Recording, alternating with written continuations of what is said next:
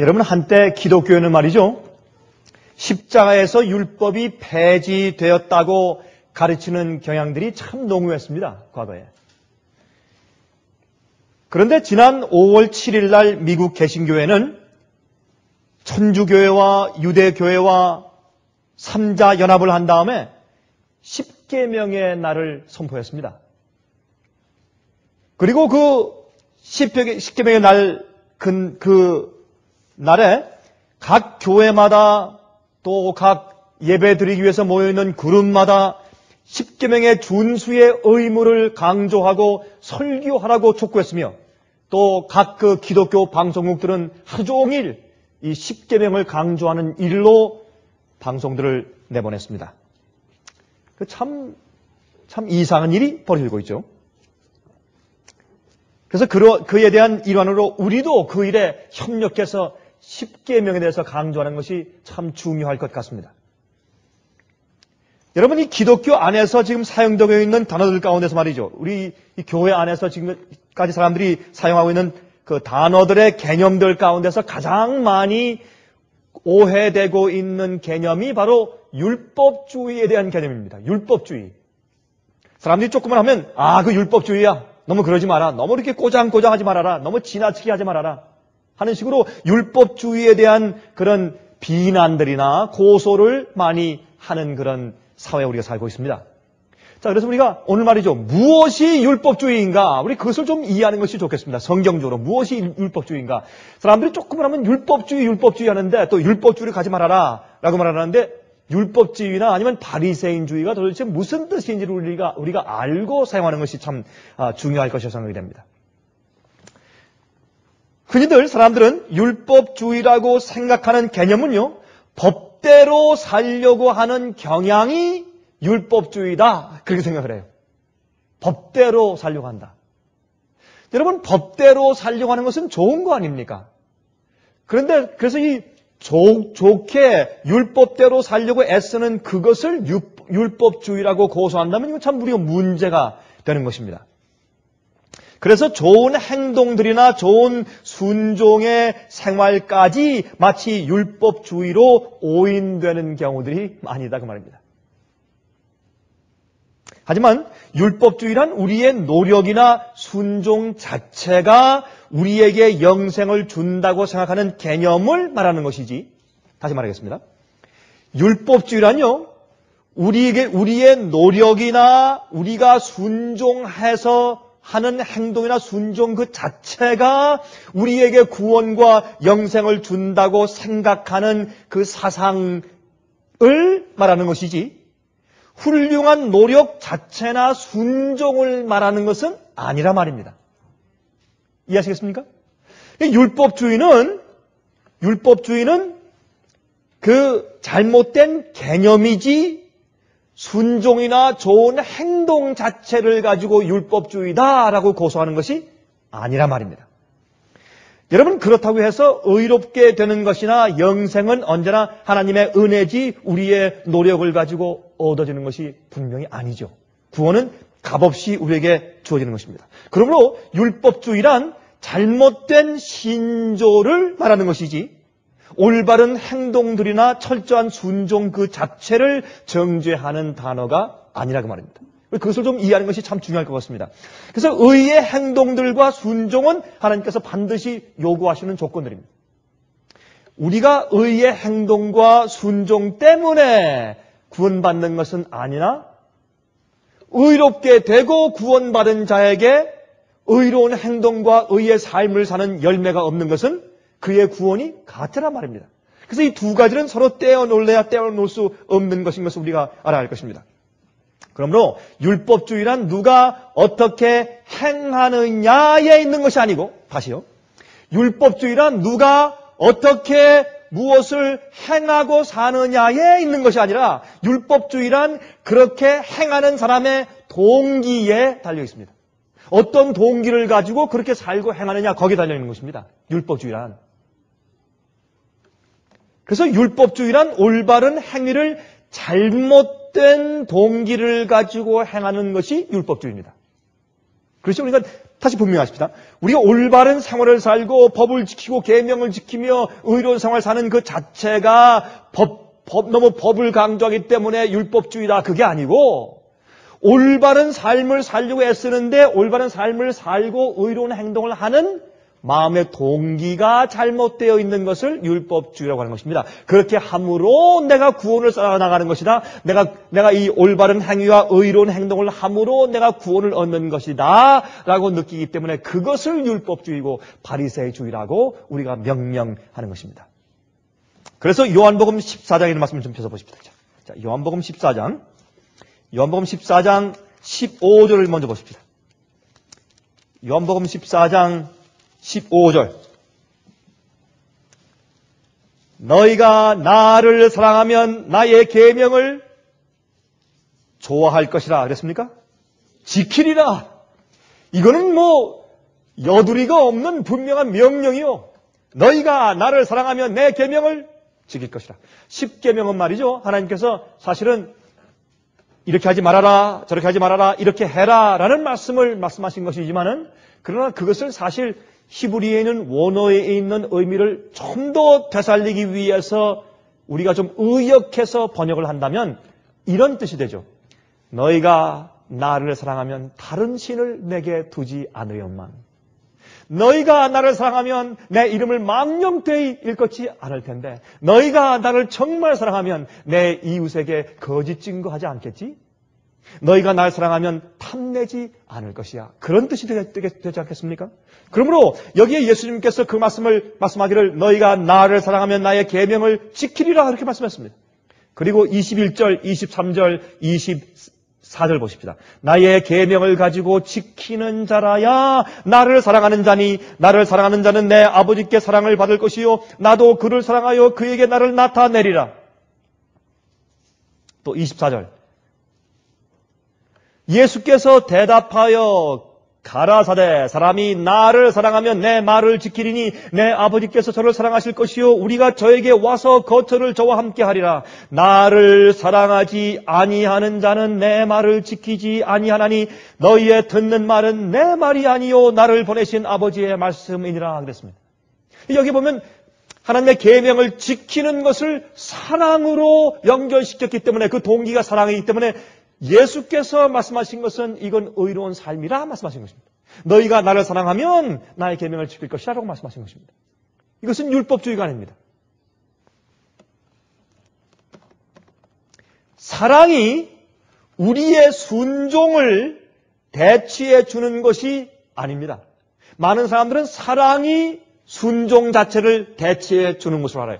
그래서 이 사랑에 대해 생각할 때 사랑을 마음 가운데 있는 어떤 느낌이나 감정 아니면 어떤 자기의 가지고 있는 어떤 개념으로 생각을 합니다. 사랑은 그것이 아니라 성경이 말하는 사랑은 무엇이냐면 사랑은 원칙입니다.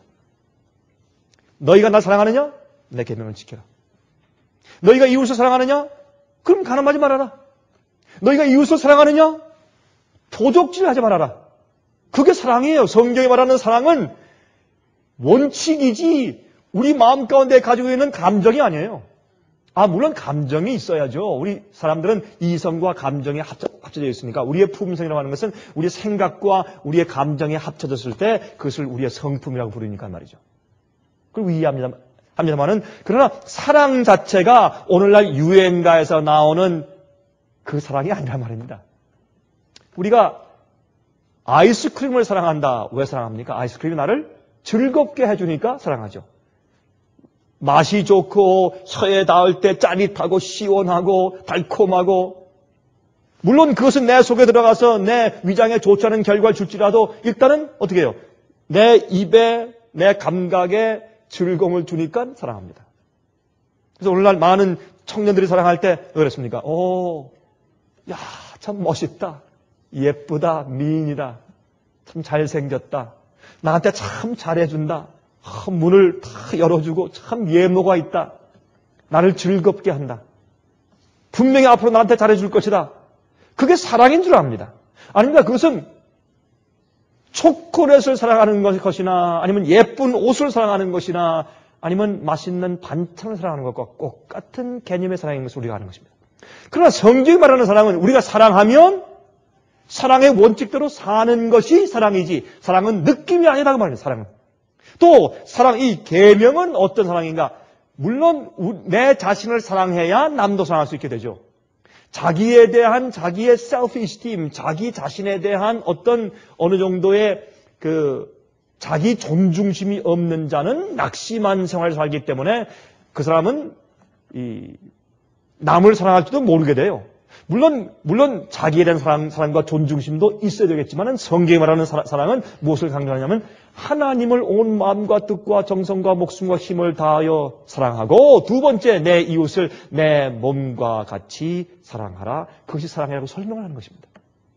근데 이것을 많은 그리스도인들이 사랑한다고 하는 것을 마치 감정적인 것으로 생각해서 그 사랑하기만 하면은 내가 저 사람 사랑해. 사랑하니까 내가 이번에 1000불 도와줬어. 내가 사서 한 번, 두 번밖에 입지 않은 내가 옷을 그 사람한테 주었다. 그러면서 무엇을 당합니까? 하나님께 대한 의무와 계명을 포함하는 것입니다. 그것은 사랑이 아니라고 말합니다. 여러분 그렇게 남에게 도와주고 자선할 때 어떻게 할 수가 있어요? 그렇게 해서 그가 나를 좋아하도록 만들기 위해서 내 좋은 평판을 만들기 위해서 교회에서 인기를 얻기 위해서 남들에게 좋은 그런 명성을 얻기 위해서 그렇게 할 수도 있기 때문에 그러한 일들은 우리가 얼마든지 할 수 있고 예수를 모르는 사람들도 할 수 있어요. 여러분 빌 게이츠는 어마어마한 돈들을 그가 기부해요. 그렇죠? 물론 그의 재산이 수십억이 돼서 그렇지만 그런 어마어마한 재산들을 그가 기부해요. 여러분 그것이 꼭 하나님께서 말씀하신 성경의 사랑입니까? 아닐 수도 있어요. 그렇게 엄청난 자선사업을 할 때 주님께서 너는 내 마음 가운데 악한 자라고 말씀하실 수도 있다고 말입니다. 자기 위해서 하기 때문에.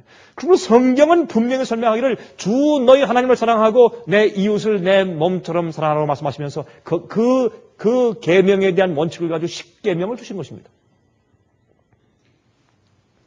그러므로 사랑은 원칙입니다. 주께서 말씀하신 명령대로 사는 것이 사랑이에요. 사랑은 아주 간단해요.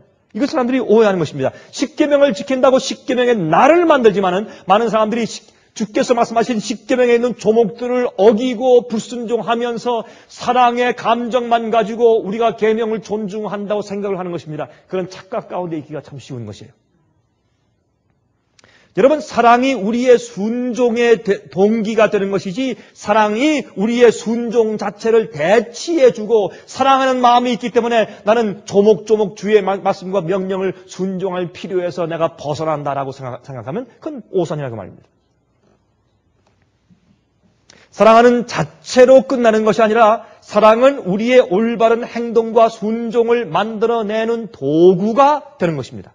하지만 사탄은 말이죠. 많은 그리스도인들 사이에 사랑이란 마치 더 이상 계명도 지킬 필요가 없게 되고 아무런 의로운 행동도 필요 없게 만드는 것으로 생각하게 돼요. 사랑은 마치 우리에게 마음대로 살 수 있는 면허증을 주는 것처럼 착각하는 것입니다. 그것은 사랑이 아닙니다. 방종이죠. 자기의 감정과 느낌이죠. 그건 잘못된 생각입니다. 자, 제가 예를 좀 들겠습니다. 두 가지 예를 듭니다. 여러분 알아맞혀 보세요. 이것이 율법주의인지 아니면 올바른 사랑인지 한번 알아맞혀 보세요. 첫 번째, 나는 10계명을 지키겠다. 지켜야 한다. 그리고 11조를 신실하게 바치겠다. 그렇게 해야 영생을 얻고 하늘나라에 들어갈 것이 아닌가? 무엇입니까? 율법주의입니다. 첫 번 부분에 지키겠다, 하겠다, 11조를 꼭 바치겠다. 좋은 것입니까? 좋은 것입니다. 의로운 것입니까? 의로운 것입니다. 우리가 마땅히 해야 됩니까? 마땅히 해야 됩니다. 우리의 의무입니까? 의무입니다. 근데 그 두 번째, 그렇게 해야 하늘에 들어갈 것이다. 이것은 율법주의 생각입니다. 근데 똑같은 행동을 가지고 이렇게 두 번째 예로 좀 바꾸고 싶다. 예수께서 나를 이렇게 사랑하셔서 십자가에 가실 때까지 당신 자신을 나를 위하여 내어주심으로 내가 영생을 얻을 수 있도록 해주셨으니 나는 기쁜 마음으로 주의 명령인 하나님의 계명을 지킬 것이다. 그 계명은 너무나 합당한 것이요 옳고 거룩한 것이기 때문에 내가 지키는 의무가 생기는 것이다. 그리고 나의 11조를 하나님께 철저하게 드리는 일은 너무나 당연한 일이요. 그렇게 해서 진리를 모르는 자들이 하나님의 진리와 예수님을 알 수 있도록 도와주는 것이 나의 의무이니까. 율법주의입니까? 사랑입니까? 사랑입니다. 똑같이 계명을 지키고 똑같이 11금을 드리는데 마음의 동기에 따라서 율법주의가 되든지 아니면 사랑의 행동이 되는 것입니다.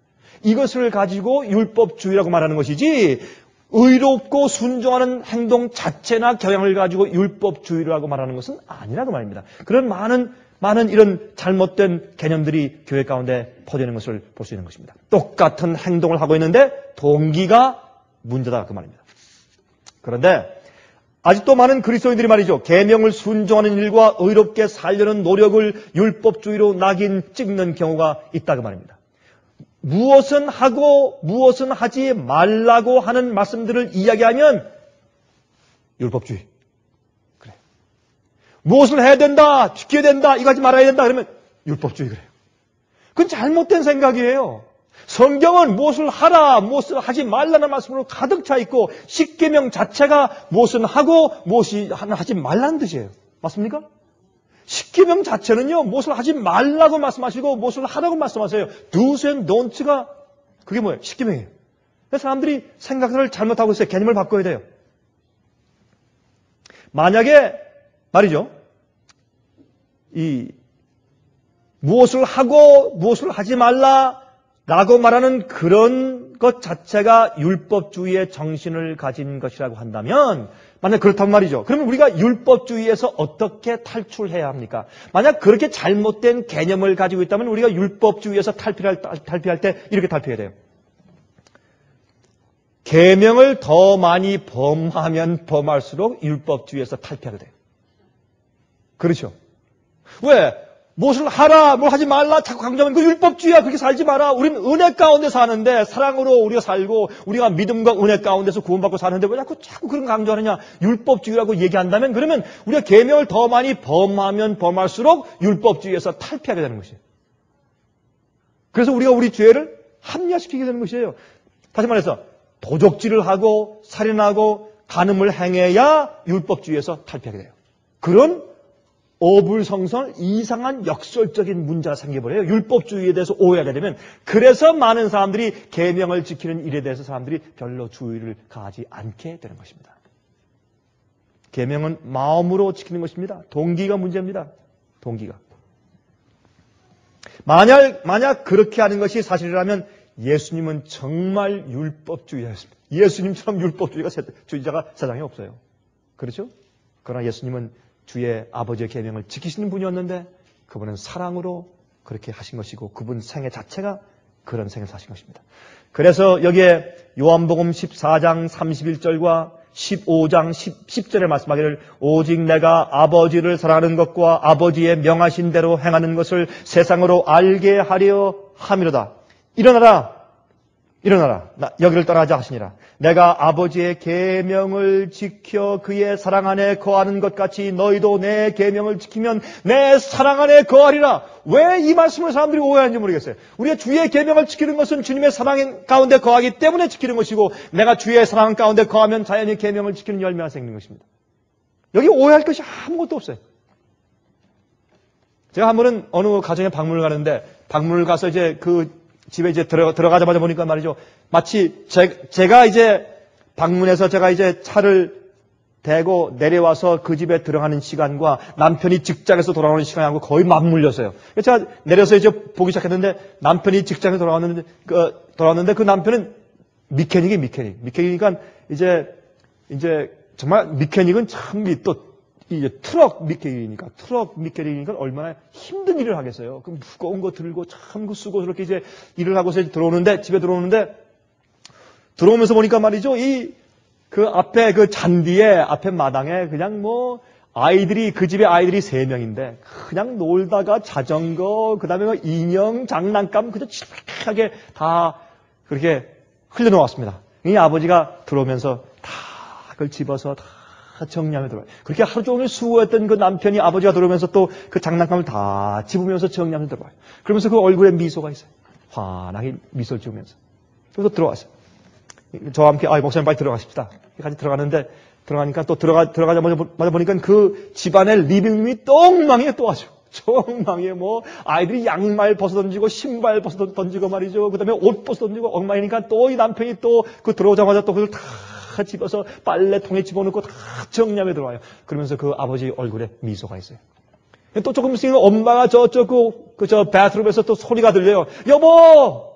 당신이에요? 잘 왔어요. 지금 저 타월 좀 갖다 줘. 타월이 없어요. 그러니까 또 쫓아가서 또 타월을 갖다가 또 아이를 목욕시키고 있으니까 엄마가 또 타월 다 갖다 주고 그렇게 해요. 근데 제가 그 모습을 옆에서 가만히 지켜보니까 전혀 부담이 아니에요. 아주 즐거움으로 얼굴에 미소를 머금고. 왜? 사랑하니까 가족을. 자기 아이들 일이니까. 자기 부인 일이니까. 그것은 부담이 아니에요. 그래서 성경은 계명은 부담이 아니라고, 우리에게 짐이 아니라고 계명에 대해서 성경은 설명하고 있단 말입니다. 그래서 율법주의에 대한 잘못된 개념이 하나님의 명령과 계명들에 대한 잘못된 태도를 가지게 하는 것입니다. 여러분, 하나님께서 우리에게 계명을 주시고 명령을 주실 때 불완전해서 바꾸거나 없애버릴 필요가 있는 것으로 주시지 않았어요. 계명을 주신다면 너무 완전해서 더 이상 거기 더 보탤 것이 없다 그랬어요. 그것이 십계명이에요. 영원히 불변하는 것입니다.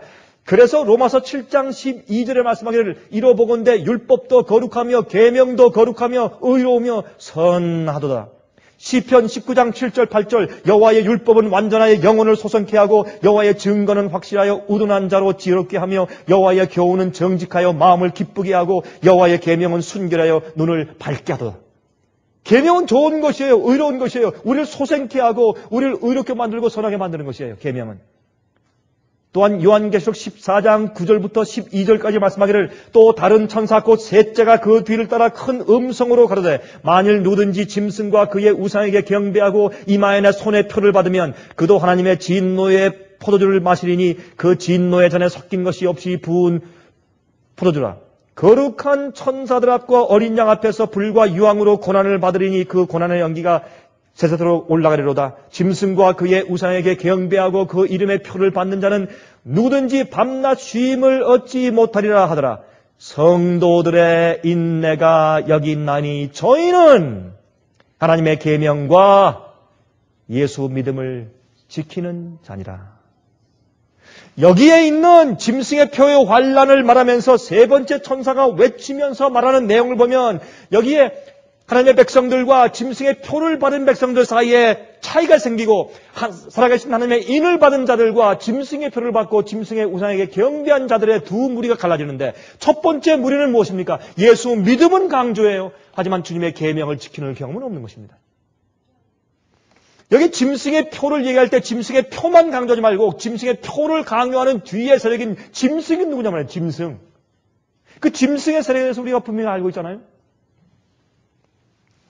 저희 비디오를 통해서 보는 분들이나 아니면 인터넷을 통해서 보는 분들도 이제 저희가 이제 설명한 요한계시록 세미나를 통해서 또 다니엘 세미나를 통해서 아니면 우리 월간지를 통해서 여러분들은 이미 짐승의 표의 그 의미가 무엇인지 대부분 아는 분들이 이제 이 설교 들으실 거예요. 무슨 뜻입니까? 여러분, 이 짐승의 세력은 중세기에 로만 캐토릭에 있는 교황권이 한 일에 대해서 다니엘과 요한계시록은 역사적으로 정확하게 지목하기를 그것이 짐승의 세력과 역사라고 딱 지목해서 말씀을 해주는 것입니다. 아무도 부인할 길이 없어요.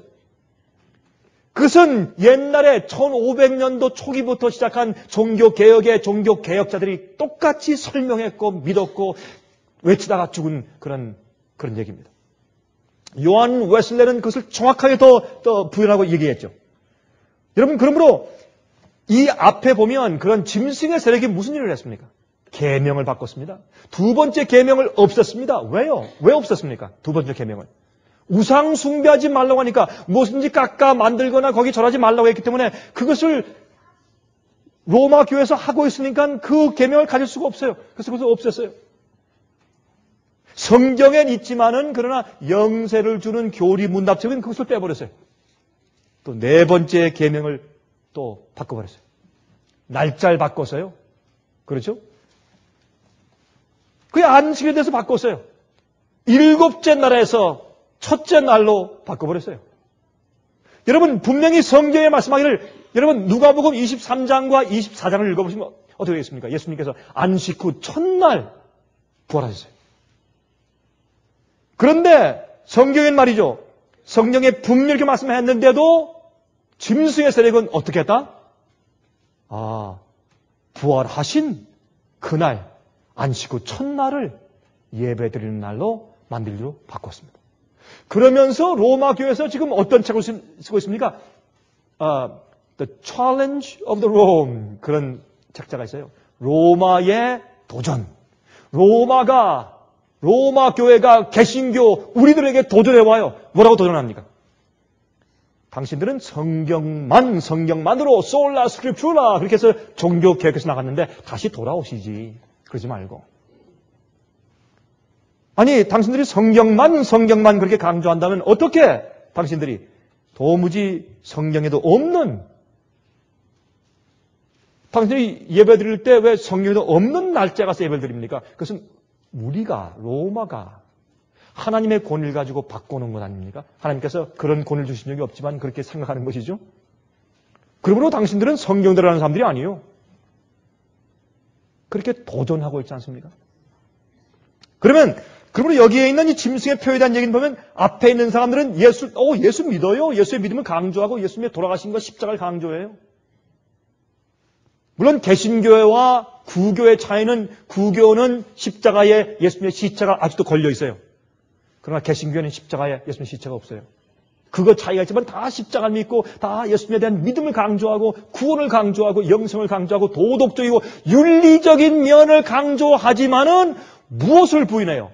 하나님께서 말씀하신 십계명의 참된 그 명령들과 정신을 부인해요. 그것을 무엇으로 대체합니까? 우린 주님 사랑합니다. 인간 사랑합니다. 하는 사랑의 감정으로 대체하는 것입니다. 사랑에 대한 감정을 주께서 말씀하신 명령 하나하나 하지 말고 하라는 말씀들을 그 자체들을 대치하는 것은 아니라 그 말입니다.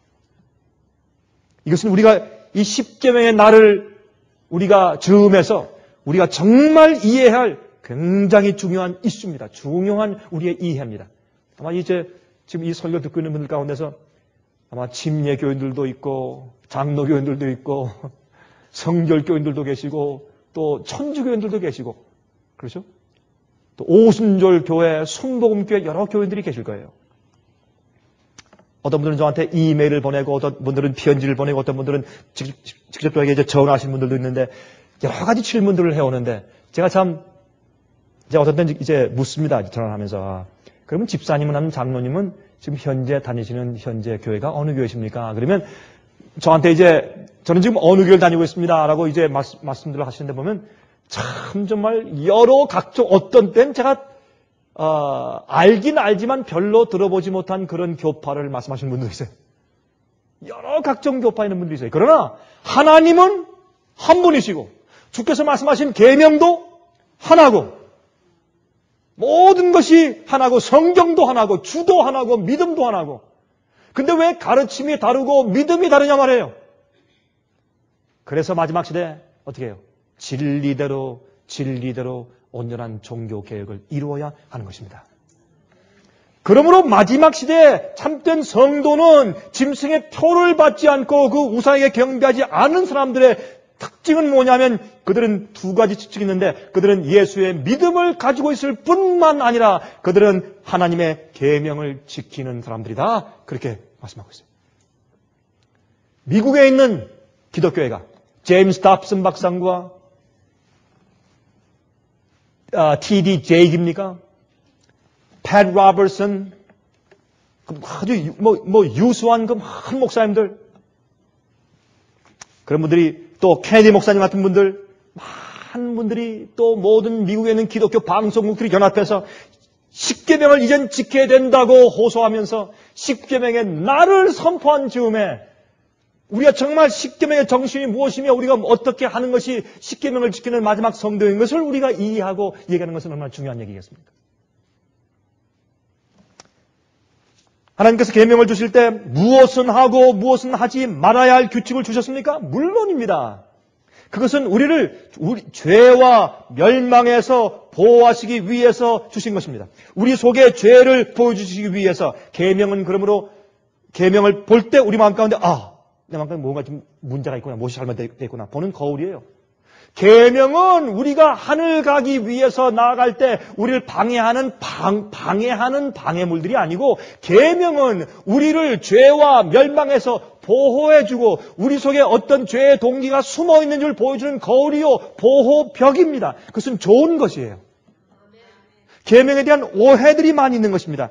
그리스도인들은 하나님의 계명을 지키는 사람들입니다. 그러나 그 계명들이 우리들에게 구원을 주는 것은 아니에요. 구원은 예수께서 주시는 것입니다. 그러나 순종은 은혜로 구원받은 그리스도인들에게 반드시 나타나야 하는 열매인 것입니다. 십계명 자체가 우리에게 용서를 주는 것은 아니지만은, 계명은 우리가 그리스도 안에 살고 있는지 아닌지를 알려주는 중요한 거울 같은 부분을 담당하고 있는 것입니다. 여러분, 하나님께서 에덴 동산에서부터 인간들이 하나님의 계명을 순종하면서 살아야 한다는 것을 말씀하시고 그것을 영생의 조건으로 삼으셨습니다. 아담과 해와야, 이 동산에 있는 모든 실과 너희가 다 먹되 내가 지정하는 이 선악과만큼은 따먹지 말아라. 따먹는 날에 내가 결단코 죽을 것이라. 그러므로 보면 이미 우리 인간을 창조하신 직후부터 하나님께서 우리에게 계명을 주시면서 주님께서 해야 될 것과 하지 말아야 할 것을 말씀하시면서, 다른 것들은 다 먹어라. 생명나무를 먹어야 그래 산다. 그러나 이것만큼은 하지 말아라. 먹지 말아라. 해야 될 것과 하지 말아야 될 것이 이미 인간이 창조된 다음부터 에덴 동산에서부터 존재했어요. 그것을 순종하면 영원히 살고 순종하지 않으면 죽는 것이에요. 하나님 안에는 반드시 주님의 명령을 순종하면 살고 불순종하면 죽는 것입니다. 왜 이것 때문에 그리스도인들이 불평한지 모르겠어요. 그러면 주님께서 내게 뭐라고 말씀하시는가 알고 싶으면 성경을 읽어서 공부하면 돼요. 십계명을 공부하면 돼요. 연구하면 돼요. 그리고 지키고 순종하면 돼요. 근데 사람들이 말이죠, 어떻게 합니까? 자기가 편리할 때까지만 순종해요. 그리고 그 지점이 딱 지나서 조금이라도 자기에게 불편을 준다든지 어려움을 주면 싹 들어서요. 아주 토라져요. 그걸 우리가 뭐라 그래요? 토라지는 사람을 우리가 뭐라 그래요? 아이들. 아주 셀쭉하죠. 셀쭉하고 탁 토라지고. 아이들이 그렇잖아요? 근데 문제는 어른들이 그러니까 문제가 어른들이 셀쭉하고 돌아서고 그런 건 문제예요. 어른들이 하나님께서 말씀하신 명령을 따를 때 하나님께서 디자인하시고 말씀하신 대로 따르지 않고 자기 마음대로 해요. 그래서 예수께서 이 땅에 오셔서 보여준 삶이 무엇입니까? 아버지께서 내게 말씀하신 대로 사는 것을 보여주신 것입니다. 예수님께는 계획이 없었어요. 아침에 일어나서 이른 아침에 가서 아버님께 기도했습니다. 아버지, 오늘 내가 어디 가서 누구에게 무슨 말하고 어떻게 생활할까요? 주님께서 성령으로 가르치셨습니다. 그게 예수님의 생애였습니다. 그리고 그분께서 겟세마네 동산에서 기도하실 때, 아버지시여, 할 수만 있으면 이 잔을 내게서 옮겨주십시오. 내가 견디기 힘들 것 같습니다. 그러나 내 뜻대로 마옵시고 아버지의 뜻대로 하시옵소서. 그것이 예수의 생애였습니다. 그것이 계명을 지키는 우리의 생애요, 우리의 정신입니다.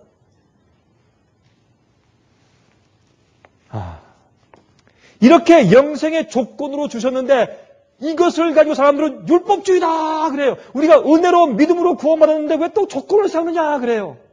아니에요. 그래서 요한 웨슬레를 영국에 있는 옛날 초기 장로교회가 요한 웨슬레를 발로 차서 출교시켜 내보냈어요.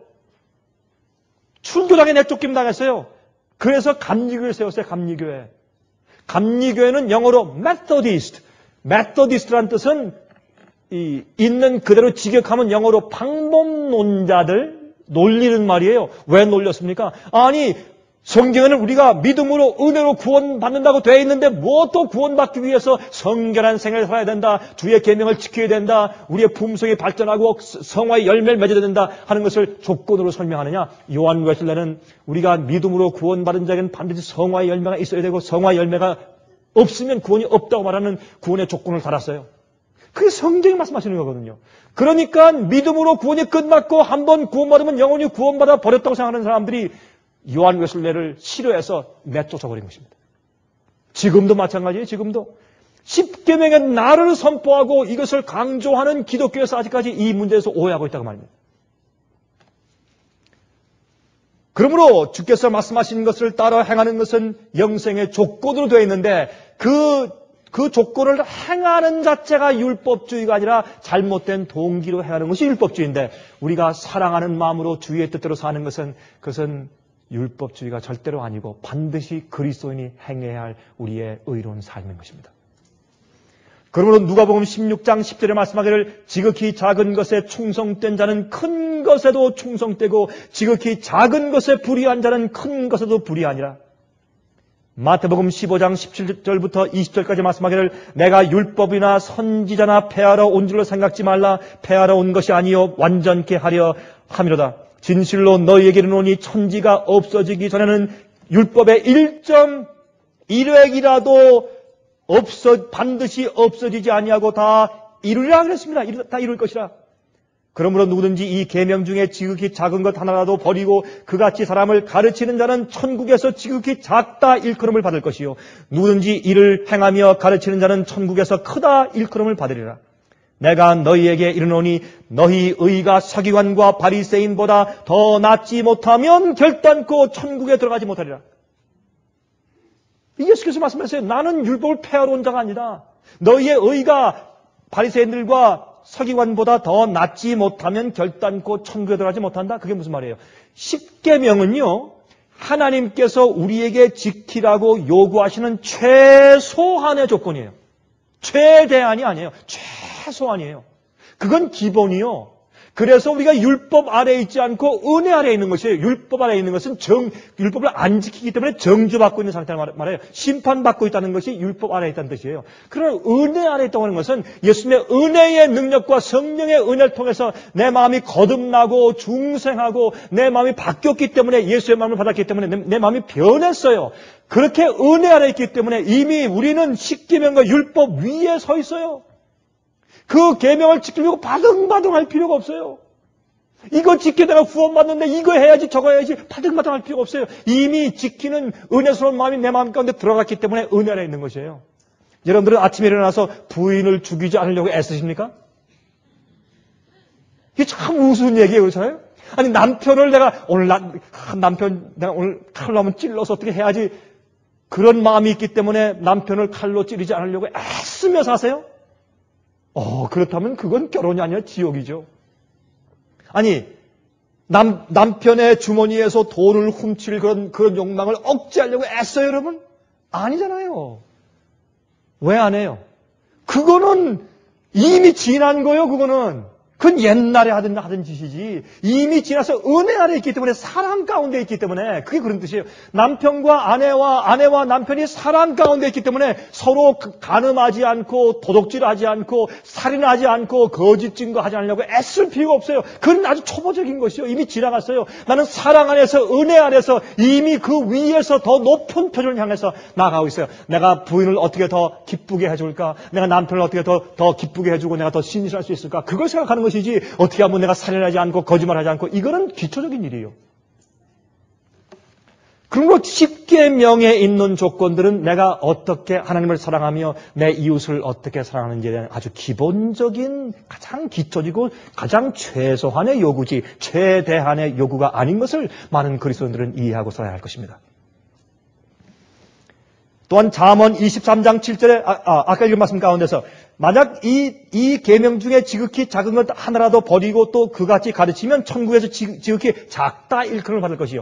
이것을 가지고 어떤 사람들은 자 보라 그렇게 계명을 무시하고 안 지켰어도 하늘에 가진 않느냐 가는 것은 아니냐 가기는 가지 않느냐 가서 적다고 인정받고 상금 못 받을 테니까 그래서 그게 부끄러운 구원이래요.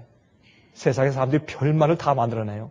부끄러운 구원이 있고 영광스러운 구원이 있는데 하늘에 가서 상을 많이 받는 것은 영광스러운 구원이고 상금은 못 받지만 겨우 그저 그 예루살렘 성문에 들어가는 것은 부끄러운 구원이래요. 여러분이 지금 제 설교를 이 비디오를 통해서 보는 분들은 그렇게 좀 생각하는 분들은 회개하셔야 돼요. 그런 생각을 가진 자체가 마음 가운데 벌써 주님에 대한 온전한 사랑이 없다는 뜻이에요. 그건 잘못된 생각이요. 그런 생각이 세상에 어디 있어요? 그런 생각이. 부끄러운 구원이 세상에 어디 있어요? 여러분 여기에 하늘에서 적다 일컬음을 받는다는 말은 구원받지 못한다는 뜻이에요. 큰 자가 하늘에 가죠. 적은 자는 못 오는 거예요. 그런 뜻이에요. 이게 있는 말씀이. 예. 바리새인과 서기관보다 우리 의가 낫지 못하면 결단코 천국에 들어가지 못한다. 바리새인과 서기관들이 그들이 행한 것은 훌륭한 일을 많이 했어요. 예? 그러나 우리가 그렇게 사는데 그들보다 더 나은 동기를 가지고 하는 것이에요. 어떤 동기? 사랑의 동기를 가지고. 자원하는 동기를 가지고.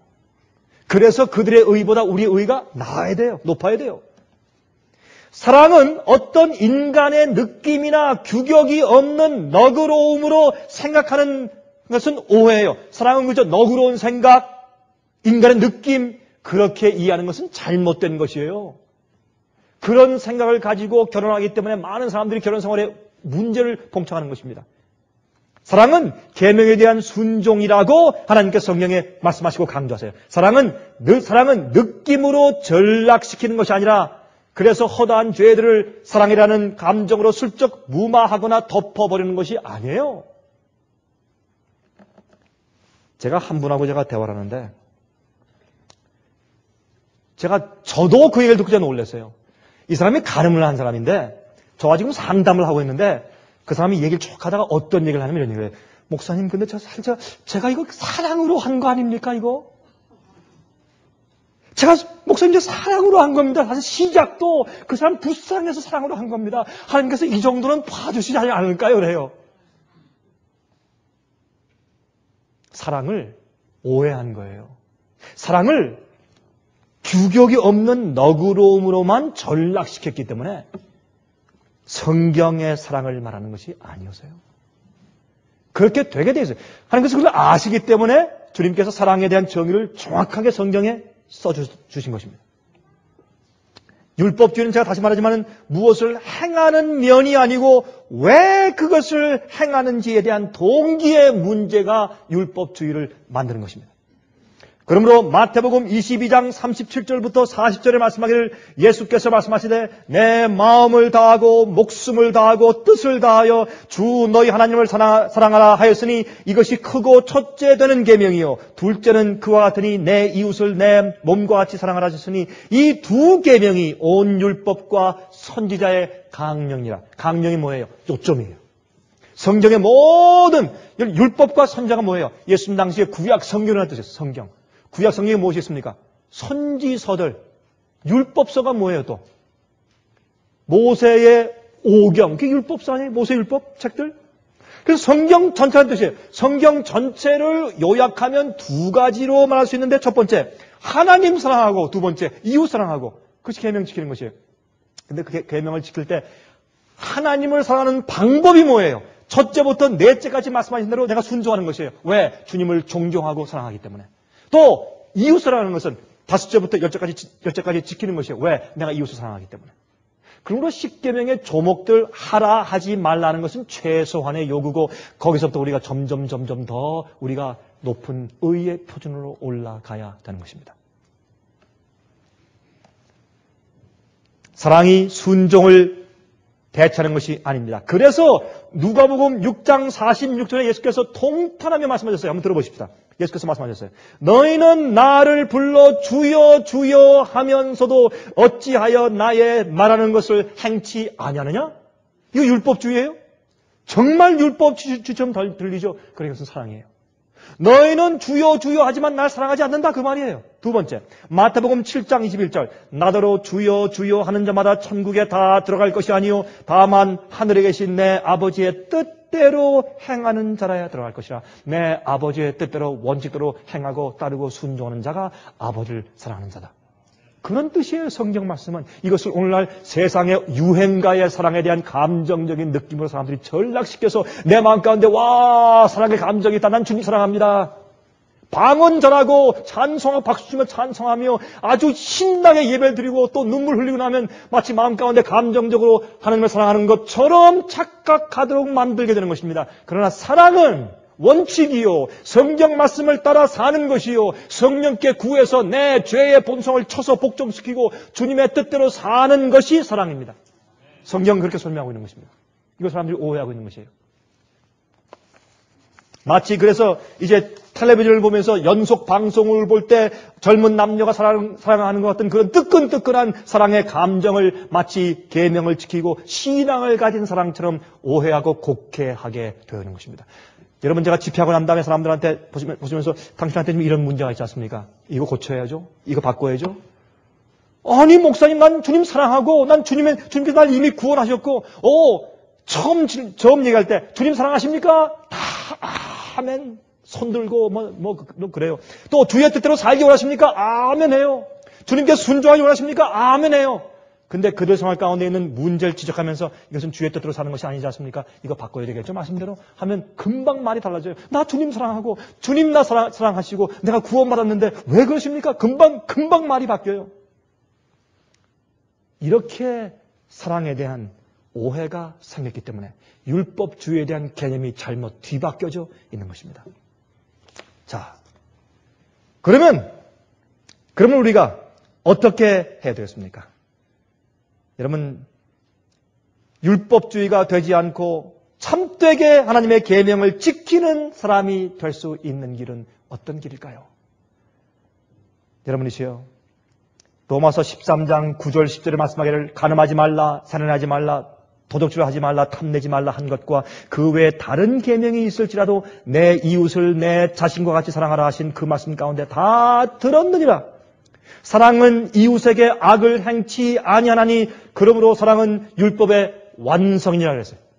그 사랑은 성령께서 주시는 사랑이고 하나님의 사랑이에요. 우리 마음 가운데 계신 이 유행과 가사처럼 전락되어 있는 우리의 타락한 그런 심정을 가진 사랑의 그런 감정주의가 아니라 그 말입니다. 사랑은 원칙입니다. 주님의 뜻대로 행하는 것이 사랑입니다. 그래서 우리가 이렇게 주의 계명을 지킬 수 있는, 율법주의에서 탈피하고 주의 계명을 지키는 삶을 살 수 있는 유일한 길은 하나님의 사랑이 우리 마음 가운데 부어짐을 받는 것인데, 그 길은 에스겔 36장 25절부터 27절까지 있습니다. 에스겔 36장 25절부터 27절까지 있는 말씀 보면 다음과 같은 말씀이 있어요. 맑은 물로 너에게 뿌려서 너희로 정결케 하되 곧 너희 모든 더러운 것에서와 모든 우상을 섬김에서 너희를 정결케 할 것이며 또 새 영을 너희 속에 두고 내 마음을 너희에게 주되, 새 마음을 너희에게 주되, 우리 마음을 씻고 죄에서 우상에서 씻어서 우리를 회개시킨 다음에 새 영을 우리 마음에 주시고 성령을 주시고 새로운 마음을 우리에게 주신단 말이에요. 또 너희 육신에서 굳은 마음을 제하고 부드러운 마음을 줄 것이며 또 내 신을, 내 성령을 너희 속에 두어 너희로 내 율례를, 다시 말해서 내 계명을 행하게 하리니 너희가 내 규례를 지켜 행할지니. 이것이 새 언약이고 이것이 주님 안에서 거듭나는 경험인 것을 설명합니다. 거듭났다고 하면서 주님의 뜻대로 순종할 간절한 소원이 없는 사람들은 그 마음을 다시 살펴봐야 할 것입니다. 주께서 주님의 말씀과 명령으로 우리 마음을 한번 거울처럼 보여주실 때, 우리 마음속에 죄와 허물이 드러날 때 그것을 버리기를 원치 않는 사람은 마음 가운데 문제가 있는 것입니다. 얼마나 이 율법주의에 대해서 오늘날 교회 안에서 잘못 곡해되어 있습니까? 그러므로 요한일서 5장 1절부터 3절에 사도 요한은 말씀했습니다. 예수께서 그리스도이심을 믿는 자마다 하나님께로서 난 자니 또한 내신 이를 사랑하는 자마다 그에게 난 자를 사랑하느니라. 우리가 하나님을 사랑하고 그의 계명들을 지킬 때에 이로써 우리가 하나님의 자녀 사랑하는 줄을 아느니라. 하나님을 사랑하는 것은 이것이니 우리가 그의 계명들을 지키는 것이라. 그의 계명들은 무거운 것이 아니로다. 마지막으로 이제 하나만 더 읽겠습니다. 요한계시록 22장 14절. 요한계시록 22장 14절에 있는 말씀을 보면 거의 그 가운데 이렇게 말씀되어 있습니다. 요한계시록 22장 14절. 이것을 킹 제임스 성경 흠정역 번역으로 제가 읽어야 합니다. 이렇게 되어 있습니다. 그분의 명령들을 행하는 자들은 복이 있나니. 이것을 번역을 조금 잘못해서 한국말 성경 같은 번역들은 그렇게 되어 있기를 두루마리를 빠는 자들은 복이 있나니 이렇게 되어 있어요. 그게 번역이 사실 그것은 여러분 성경 번역 가운데서 조금 그것을 번역이 충분히 안 된 번역 가운데 하나가 바로 이 말씀인데, 원래 참된 번역은 이렇게 되어 있어요. 그분의 명령들을, 하나님의 명령들을 행하는 자들은 복이 있나니 이것은 그들로 하여금 생명나무에 이르는 권리를 소유하게 하여 그 문들을 지나 그 도시로 들어가게 하려 함이로다. 우리가 주의 명령을 어기고 반역함으로 우리가 에덴 동산에서 쫓겨나서 생명나무 과실을 먹지 못함으로 우리가 병나고 늙어서 죽게 되지 않습니까? 그런데 이제 은혜로 구원받아서 은혜 아래 사는 사람들, 율법주의가 아니지만 은혜 아래 살아서 주의 명령을 따라 순종하는 그런 마음을 가지고 사는 성도들이 다시 생명나무에 나가는 권세를 얻을 것입니다. 주께서 그 일을 베푸실 때 여러분과 제가 꼭 그 자리에 함께 있게 되기를 간절하게 바랍니다.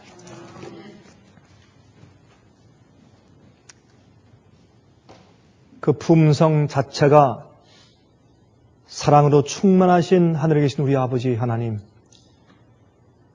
우리 마음속에 혹시 율법주의의 정신들이 있으면 해결해 주시옵소서. 주께 대한 거룩한 사랑과 주님께서 거듭나게 하신 심령으로 이웃을 사랑하기 때문에 주의 계명을 지키는 삶이 자연히 열매로 우리 생애 가운데 맺히게 도와주시옵소서.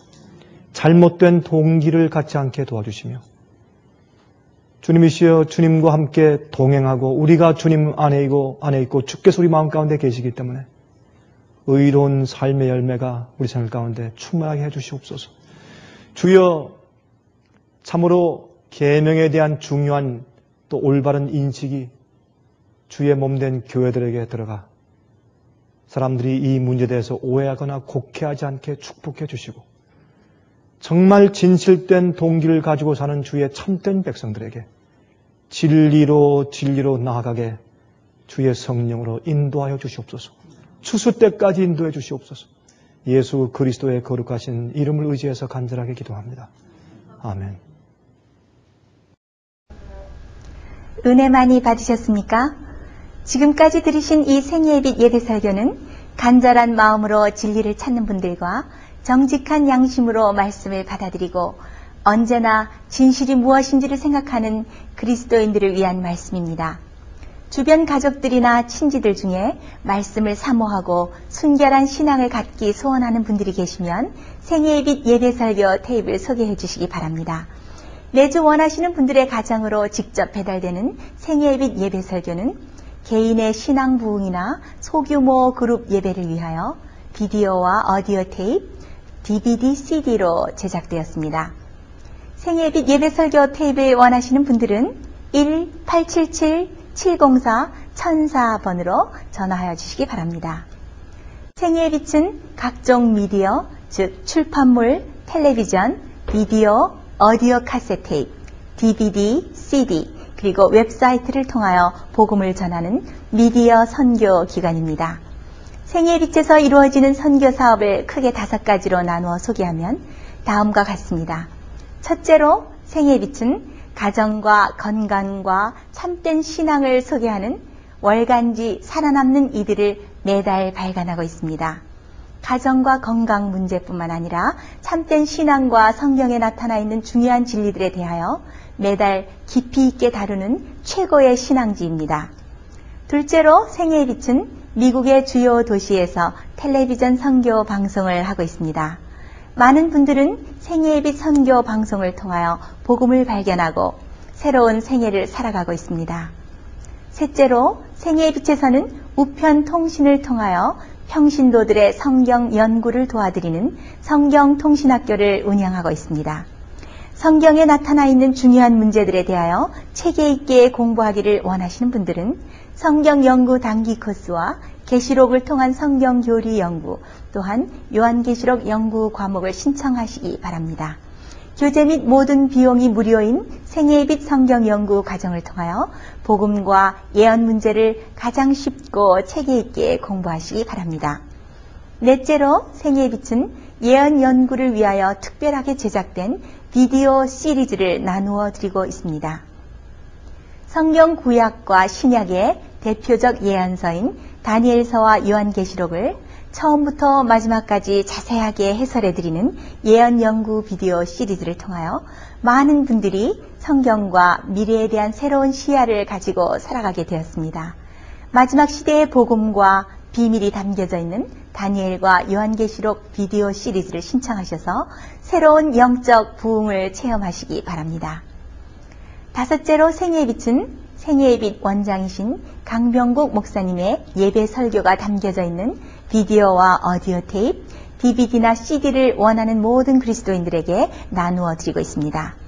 매주 생애의 빛 예배 설교 테이프를 받기 원하시는 분들은 생애의 빛으로 연락하여 신청하여 주시기 바랍니다. 끝으로 생애의 빛 선교 사업에 대해서 좀 더 자세하게 알기 원하시는 분들은 웹사이트 www.sostv.net를 방문하시기 바랍니다. 생애의 빛 웹사이트에는 지금까지 나온 모든 월간지와 비디오 테이프와 텔레비전 방송물들을 누구나 무료로 보실 수 있도록 준비되어 있습니다. 지금까지 소개해드린 생애의 빛 선교 교재들 중에서 원하시는 책자나 테이프 있으시면 무료 전화 1877-704-1004번으로 신청하여 주시기 바랍니다. 미국 동부 시간으로 월요일부터 금요일까지 9시에서 5시 사이에 전화해 주시기 바랍니다. 그럼 다음 시간까지 안녕히 계십시오.